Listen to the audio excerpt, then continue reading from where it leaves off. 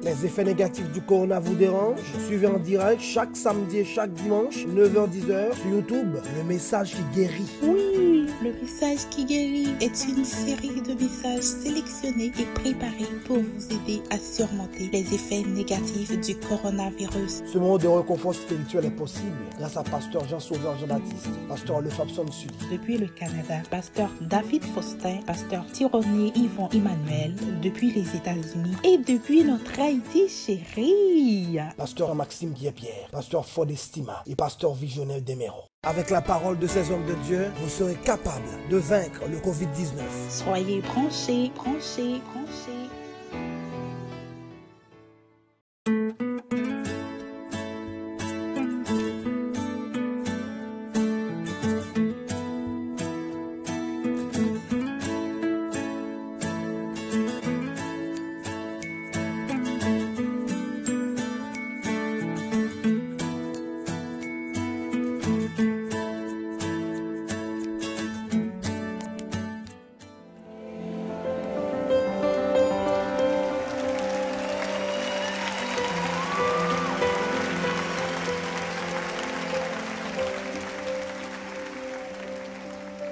Aujourd'hui, nous allons plonger nos regards dans les Écritures, et plus précisément dans l'évangile de Marc, au chapitre 1er du verset 40 au verset 45. Marc, chapitre 1, verset 40 à 45. Un lépreux vint à lui, et se jetant à genoux, il lui dit d'un ton suppliant, « Si tu le veux, tu peux me rendre pur. » Jésus, ému de compassion, étendit la main, le toucha et dit, « Je le veux, sois pur. » Aussitôt, la lèpre le quitta et il fut purifié. Jésus le renvoya sur le champ avec de sévères recommandations et lui dit, « Garde-toi de rien dire à personne, mais va te montrer au sacrificateur et offre pour ta purification ce que Moïse a prescrit, afin que cela leur serve de témoignage. » Mais cet homme, s'en étant allé, se mit à publier hautement la chose et à la divulguer, de sorte que Jésus ne pouvait plus entrer publiquement dans une ville. Il se tenait dehors, dans les lieux déserts, et l'on venait à lui de toutes parts. Parole du Seigneur. Au XIIIe siècle, le roi allemand Frédéric II a mené une expérience malheureuse, destinée à découvrir la langue que les enfants parleraient naturellement en grandissant si on ne leur adressait jamais la parole. Ils pensaient que ce serait l'allemand. Le roi Frédéric a donc ravi des bébés à leur mère à la naissance et les a placés sous la garde d'infirmières à qui il était interdit de parler en leur présence. Mais une deuxième règle avait également été imposée. Les infirmières n'étaient pas autorisées à toucher les nourrissons. À la grande consternation de Frédéric, son expérience a été interrompue, mais pas avant que quelque chose de tragiquement significatif concernant la nature humaine ne soit révélé.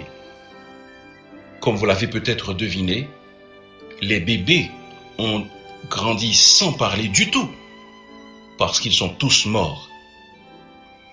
En effet, les expériences effectuées au XXe siècle ont prouvé que l'amour et l'affection sont aussi importants que la nourriture, l'eau et le logement.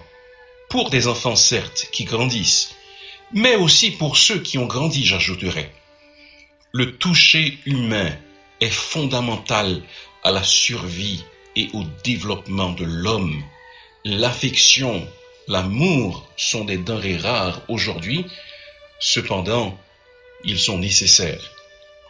Voilà pourquoi le Seigneur Jésus a toujours fait montre de compassion vers ceux qui étaient les plus affligés. Il a guéri les aveugles, délivré les démoniaques, tenu les enfants dans ses bras, accepté qu'une femme pécheresse lui mouille les pieds de ses larmes et les essuie avec ses cheveux. Dans ce passage que nous venons de lire, Jésus pose un acte de miséricorde digne de notre attention. Je sais que nous sommes à l'ère de la distanciation sociale à cause du Covid-19. Cependant, nous sommes toujours à l'ère de la compassion, quoi qu'il arrive. Nous voyons malheureusement les gens dans notre pays porter atteinte à la vie de ceux qui sont malades. Au lieu d'appliquer l'amour salutaire on lance des pierres destructrices de vie. On se munit d'armes blanches pour ôter la vie aux uns et aux autres. Cependant, Jésus nous donne une leçon magistrale, à savoir l'exercice de la compassion est le grand devoir du chrétien envers ses semblables affligés. Oui, nous qui sommes disciples de Jésus-Christ, nous sommes appelés à l'imiter et à exercer la compassion envers nos semblables quand ils sont dans l'affliction. Analysons de plus près l'acte de compassion que le Seigneur Jésus-Christ a posé à l'égard de ce lépreux. D'abord, Jésus a exercé la compassion envers lui, malgré le fait que cet homme, ce lépreux, n'a pas respecté la distanciation qui était prescrite, comme nous le voyons au verset 40. Il vint vers Jésus et se prosterna devant lui. Cet homme était donc un lépreux. Cette maladie, la lèpre, était régie par des dispositions de la loi de Moïse. En Lévitique, chapitre 13, du verset 45 au verset 46, nous lisons ce qui suit. Le lépreux, atteint de la plaie, portera ses vêtements déchirés et aura la tête nue. Il se couvrira la barbe et criera « Impur, impur !» Aussi longtemps qu'il aura la plaie, il sera impur. Il est impur. Il habitera seul, sa demeure sera hors du camp. La lèpre, dans les Écritures, représente une image du péché. Et c'est pourquoi les lépreux étaient mis au rencard de la société. Cet homme n'avait pas le droit de s'approcher de Jésus, ni de quiconque d'autre qui était saint de corps. C'est pourquoi dans un autre récit de guérison de lépreux que nous trouvons en Luc chapitre 17, nous voyons que ces derniers restèrent à distance. Nous lisons en Luc 17, versets 12 et 13, « Comme il entrait dans un village, 10 lépreux vinrent à sa rencontre. Se tenant à distance, ils élevèrent la voix et dirent, « Jésus, Maître, aie pitié de nous. » Ils se tenaient à distance. Personne ne voulait être près d'une personne atteinte de cette maladie terrible. Alors les gens s'éloignaient au plus vite de quiconque criait le mot « impur ». En disant ces choses, je ne dis pas qu'il faille renoncer à la distanciation sociale physique dont on parle ces jours-ci. Oui, nous devons respecter la distance de 1,50 m entre nous et les autres de peur d'être infectés par le Covid-19. Mais il y a une distance sociale dans nos pensées qui nous met à 10 km de l'autre à cause de nos rangs sociaux différents. Une distance qui nous rend de marbre par rapport à leur déboire. Notre société comporte tant de clivages. Ceux qui ont la peau foncée et ceux qui ont la peau claire. Les intellectuels et les illettrés. Les paysans et les citadins, les fils d'un tel et les fils d'un tel. On a cassé les pare-brises de la voiture d'un tel, ah lui, c'est un riche, il pourra les faire réparer. On a mis à sac le commerce d'une personne, bon, ses parents ont exploité le peuple pendant des décennies. Frères et sœurs, une telle attitude n'est pas digne de Christ. Nous devons ouvrir nos espaces et nos cœurs à tous. C'est ce que le Seigneur Jésus-Christ a fait.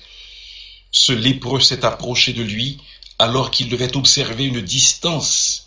Cependant, le Seigneur Jésus-Christ ne l'a pas repoussé parce qu'il était différent, parce qu'il était un paria, parce qu'il était mis au banc de la société.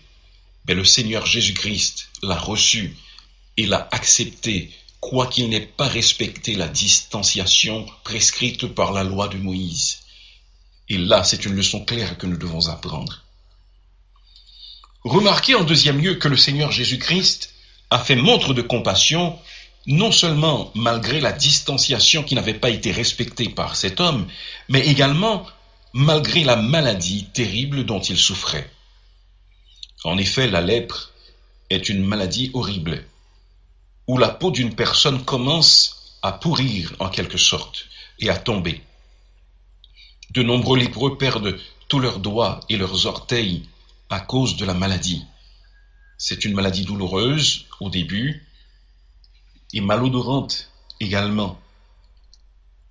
On peut reconnaître un lépreux à son corps couvert de plaies. Autrefois, la lèpre était une maladie de la peau assez courante. Et il y a encore des gens dans certaines parties du monde aujourd'hui qui souffrent de la lèpre. Il existe des lépreux en Inde, en Chine, au Japon et dans certaines parties de l'Afrique, des Antilles et en Amérique du Sud. La lèpre est contagieuse, il est possible d'attraper la lèpre. Le simple fait de toucher une personne qui a la lèpre ou de toucher quelque chose qu'elle a touché peut vous faire contracter la maladie. Ainsi, chaque fois qu'une personne attrapait la lèpre à l'époque de la Bible, elle devait vivre en dehors de la communauté. Luc, dans son évangile, nous dit que cet homme était couvert de lèpre. Son corps entier était affecté par cette terrible maladie. Mais savez-vous, chose étonnante, Jésus a touché cet homme.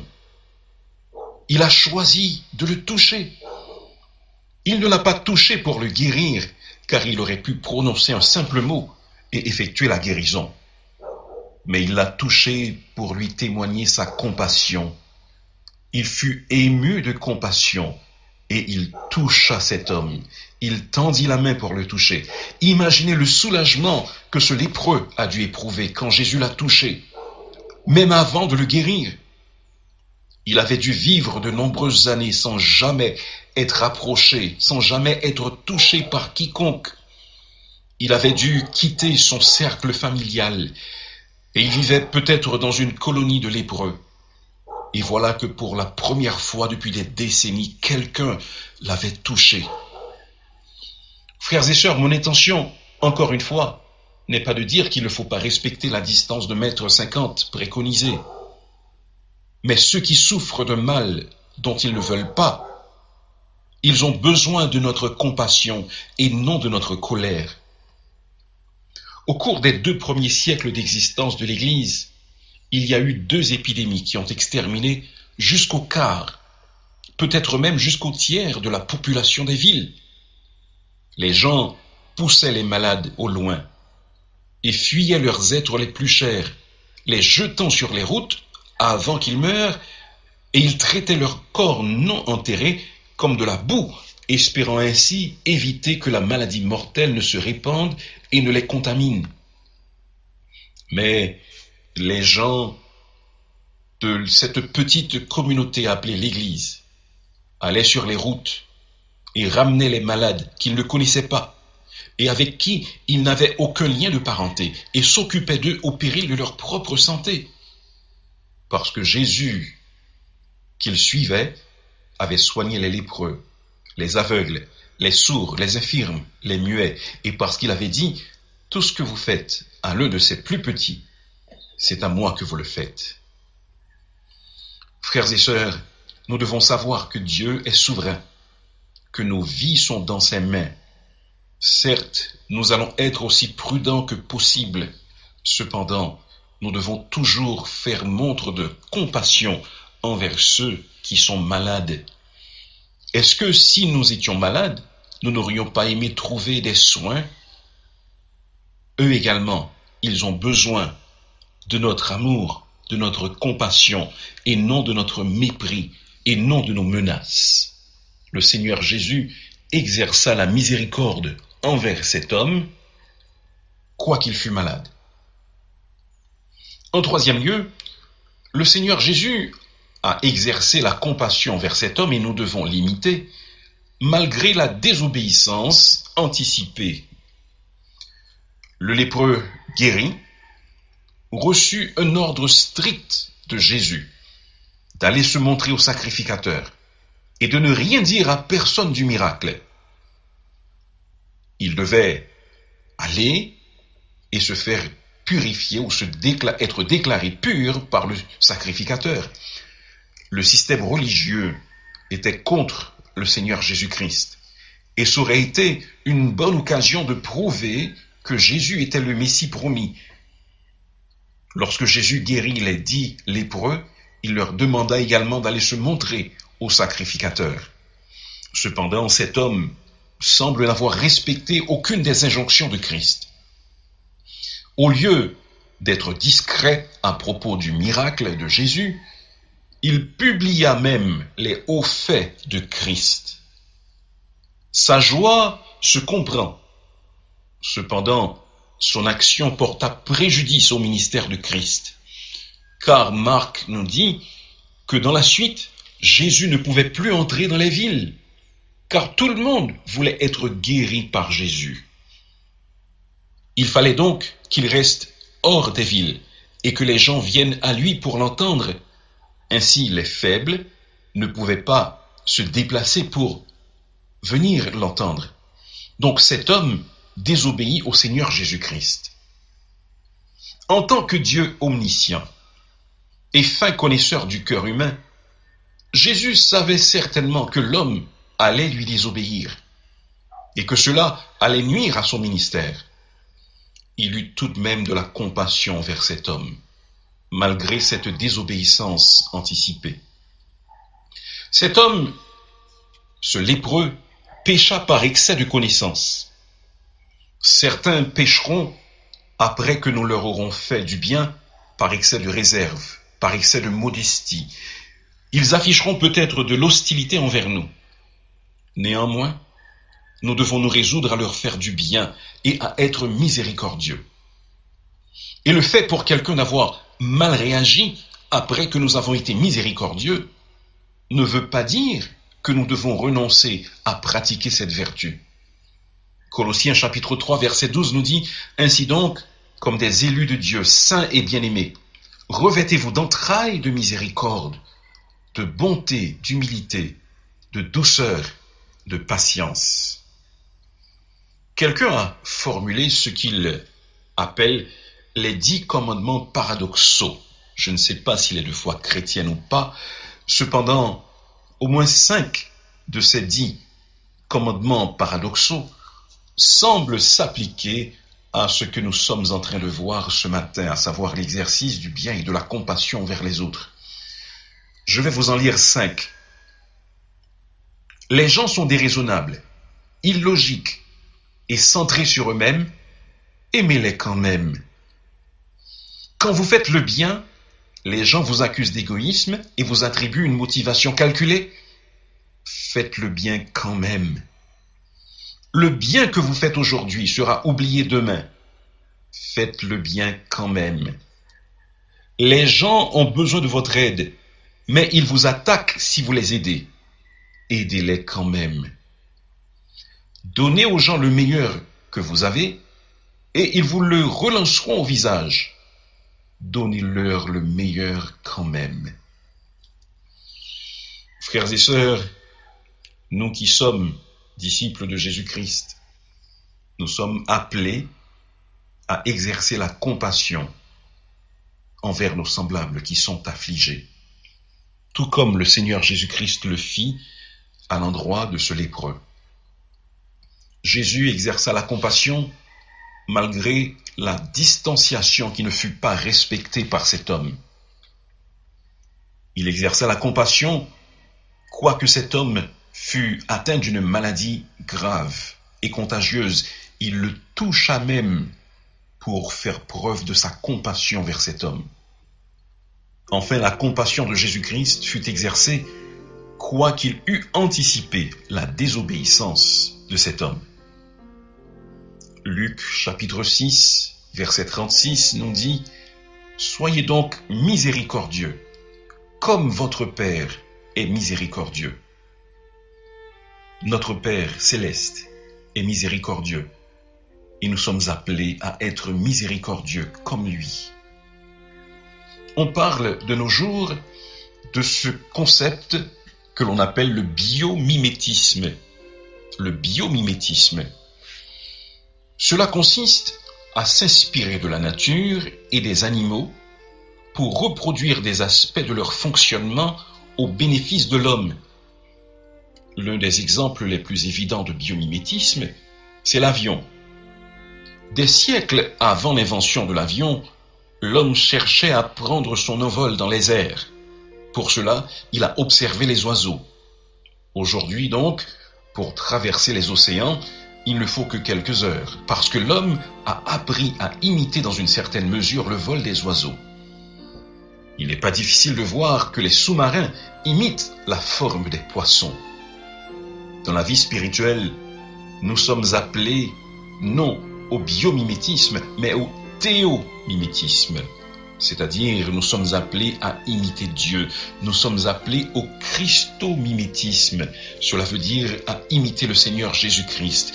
Et Luc chapitre 6, verset 36 nous dit de manière plus précise que nous devons imiter notre Père dans sa compassion, dans sa miséricorde.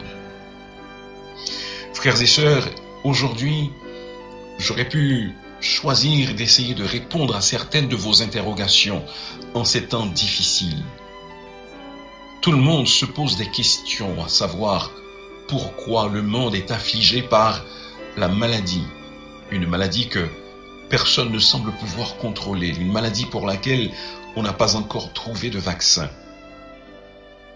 Peut-être vous posez-vous également des questions au sujet de ce que réserve l'avenir, qui paraît plutôt sombre.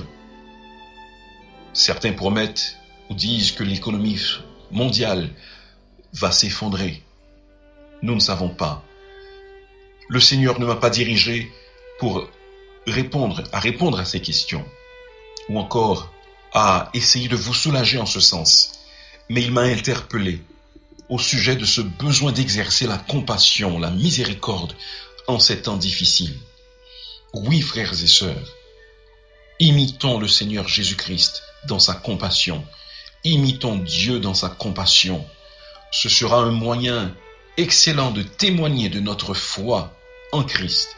Ce sera un excellent moyen de montrer aux autres que nous croyons à ce que nous prêchons, que le ciel est réel, que la souveraineté de Dieu, nous y croyons véritablement. Et ce sera certainement l'opportunité de témoigner et pour certains de venir à la vie éternelle et à la repentance grâce à la compassion dont nous aurons fait preuve à leur égard. Qu'il en soit donc ainsi pour nous, et que le Seigneur nous aide à être miséricordieux, comme lui est miséricordieux envers nous et envers tous. Amen.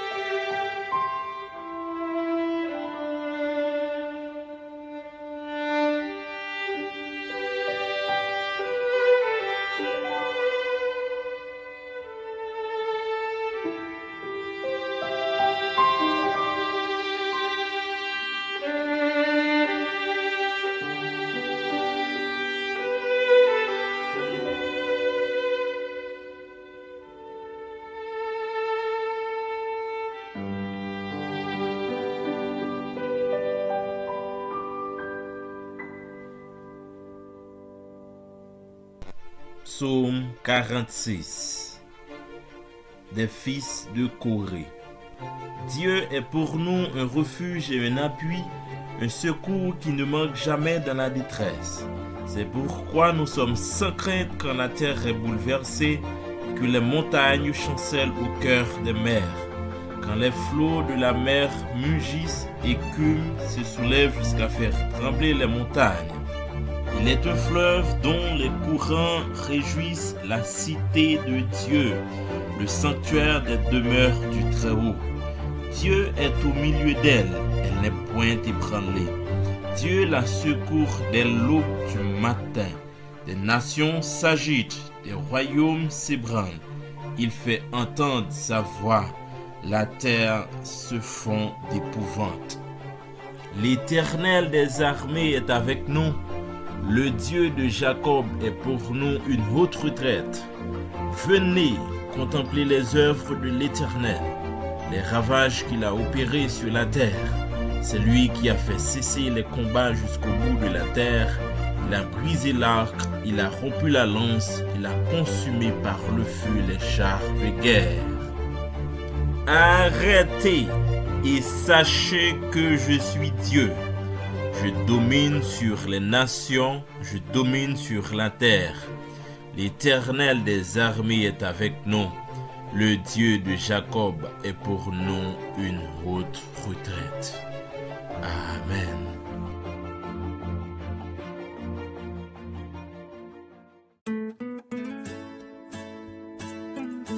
Les effets négatifs du corona vous dérangent? Suivez en direct chaque samedi et chaque dimanche, 9h-10h sur YouTube, le message qui guérit. Oui, le message qui guérit est une série de messages sélectionnés et préparés pour vous aider à surmonter les effets négatifs du coronavirus. Ce moment de réconfort spirituel est possible grâce à Pasteur Jean-Sauveur Jean-Baptiste, Pasteur Lefabson Sudi. Depuis le Canada, Pasteur David Faustin, Pasteur Thironier Yvon Emmanuel, depuis les États-Unis et depuis notre Haïti chérie. Pasteur Maxime Guépierre, Pasteur Fodestima et Pasteur Visionnaire Desméros. Avec la parole de ces hommes de Dieu, vous serez capable de vaincre le Covid-19. Soyez branchés, branchés, branchés.